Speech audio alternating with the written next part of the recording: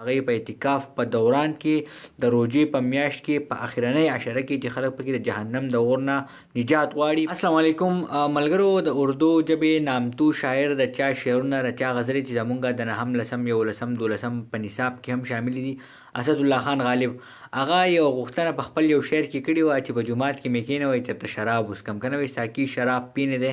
مسجد میں بیٹھ کر یا ایسی جگہ بتا جہاں خدا نہیں کنه یا وی دې زیرا تو چلتا الله پاک ما نه ني. خو یو انتهایی افسوسناک خبره چې کوم الفاظ کې هغه ویل ډیر ګران دي، ډیر نامناسب دي چې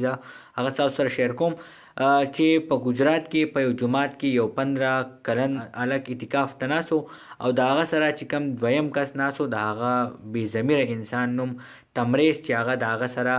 د زیاتی کوشش کړی دی او هغه په اعتکاف په دوران کې د روژې په میاشت کې په اخرنۍ عشره کې چې خلک پکې د جهنم د اور نه نجات غواړي، د روژې په میاشت کې او په داسې ځای کې په جومات کې د هغه سره د زیاتی کولو کوشش کړی دی. ملګرو د دې نه مخکې د فرشته کیس راغی، د هغې نه پس بیا په مردان کې هم څه کیسز راغلل دغه شانتې د زیاتي د ماشومانو سره. خو د بدقسمتۍ نه زمونږ پارلیمنت زمونږ عدالتونه چې نو په دې باندې چاله په ټایم باندې سزا نه ورکوي او خبر دومره راکاږي چې بیا هغه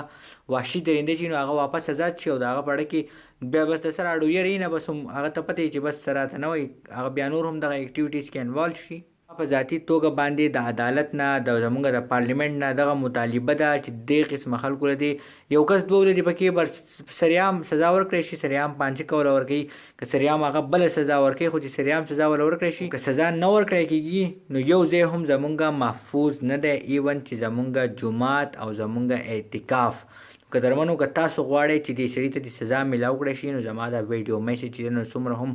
شیر کولی شئ تاسو شیر کوئ چې څومره هم اعلی چارواکي دي، څومره هم زموږ منسټرز دي، څومره هم زموږ چیف جسټس دي، څومره هم زموږ جسټس دي، څومره هم زموږ د کورټس خلک دي چې هغې په دې خبر باندې پوري طور ایکشن واخلي.